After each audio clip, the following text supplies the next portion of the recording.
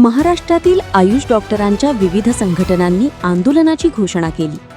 Integrated doctors असोसिएशनच्या आवाहनानुसार 6 जुलै रोजी महाराष्ट्र मेडिकल काउन्सिल येथे ठिय्या आंदोलन करण्यात असल्याचे जाहीर केले. त्यानंतर 7 जुलै रोजी आझाद मैदान, मुंबई येथे बेमुदत उपोषण आणि विधानभवनावर धडक मोर्चा काढण्यात येणार असल्याची माहिती संघटनेने दिली आहे. संघटनेने राज्यातील सर्व BHMS, CGMP आणि इतर आयुष डॉक्टरांना मोठ्या संख्येने सहभागी. नमस्कार मित्रांनो, मी doctor Yogesh Suresh Bhalerao, integrated doctor असोसिएशनचा राष्ट्रीय कार्याध्यक्ष. या व्हिडिओच्या माध्यमातून मी आपल्या महाराष्ट्रामधील सर्व आयुष डॉक्टर्स म्हणजे BMS, BHMS, BMS डॉक्टरांना मी आवाहन करीत आहे की येत्या 6 तारखेला महाराष्ट्र मेडिकल काउन्सिल ह्या ठिकाणी ताडेबंद आंदोलन घेण्यात आलं आहे. तर जास्तीत जास्त मुंबईचे आयुष डॉक्टर्स यांनी त्या ठिकाणी उपस्थित राहावं आणि 7 तारखेला सकाळी 9 वाजल्यापासून अन्न त्याग उपोषण हे डॉक्टर कननसिंह गाडे व डॉक्टर गौरव सोनवणे यांच्या समरनात आपल्याला आझाद मैदान ह्या ठिकाणी उपस्थित राहायचं आहे. आणि त्याच्यानंतरचे जे आंदोलन आहे की अर्धे डॉक्टर उपोषणला राहतील आणि अर्धे डॉक्टर विधान भवन इथे धडक देणार आहे, धडक मोर्चा काढणार आहे की जेणेकरून सरकारला जाग आली पाहिजे. आणि आपले जे प्रलंबित प्रश्न आहे एवढ्या वर्षांपासून की डॉक्टरांची जी भरती आहे, जी राज्य शासनामध्ये आहे, जी डॉक्टरांची स्थानिक स्वराज्य संस्थांच्या रुग्णालयांमध्ये आहे, ही भरती निघाली पाहिजे. आयुष डॉक्टर्स हे काम करायला मागताय परंतु सरकार ही संधी देत नाहीये.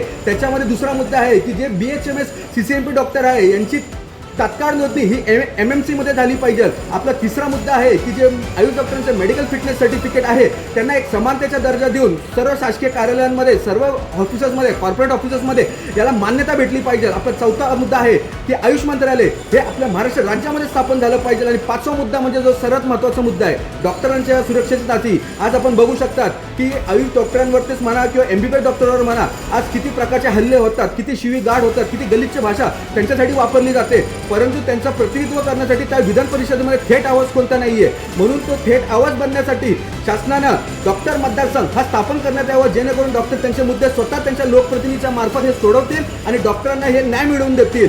आणि या सर्व गोष्टी करताना इंटिग्रेटेड डॉक्टर असोसिएशन, होमिओपॅथी कृतिक समिती, होमिओपॅथी संघटना आणि इतर आयुष डॉक्टरांच्या संघटना हे सर्व यांच्या नेतृत्वामध्ये हे आंदोलन घेण्यात येणार आहे. आणि यासोबतच मी सांगू इच्छितो की एवढी वर्ष जी आंदोलनं चालू होती, एवढी वर्ष जे जंतर मंतर या ठिकाणी आंदोलनं झाली, नागपूरच्या अधिवेशनामध्ये अर्धनग्न आंदोलनं झाली आणि जे काही उपोषणं झाली तो प्रश्न अजूनपर्यंत मार्गी लागलेला नाही. आणि सरकारने ही गोष्ट लक्षात ठेवा की या गोष्टीमुळे एवढ्या वर्षांमध्ये आमचे 23 होमिओपॅथिक बांधव डॉक्टर्स हे दगावले आहे.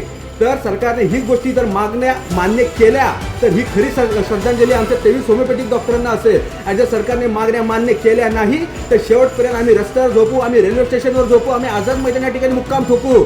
परंतु आम्ही आमची माघार घेणार नाही जोपर्यंत आमच्या मागण्या पूर्ण होत नाही, आमच्या आयुष डॉक्टरांच्या मागण्या पूर्ण होत नाही.